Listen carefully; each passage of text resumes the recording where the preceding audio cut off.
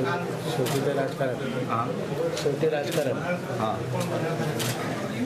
पण तुम्ही एजंट खुश आसा सभापती पद ते खुश आसा सिस्टम जे आसा त्या सिस्टम प्रमाणे काय नसते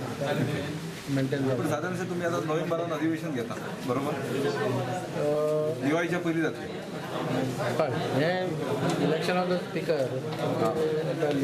आणि उपसभापती वांगडाच जातलो ना ते अजून डिसायड जावंक ना मे बी नोव्हेंबरात जावंक शकता ऑर किंवा ऑक्टोबरात जाऊ शकता जानेवारी ताक घेतले जाल्यार जाय पयलीं सेशन तीन सेशन ऑलरेडी जाता त्या खातीर जानेवारी नाही पण फक्त एकच दिसाचे ते फक्त सभापती आणि उपसभापती निवडपाक ते घरी येता हां दोन्ही वांगडा जावचे ना जावचे ना ओके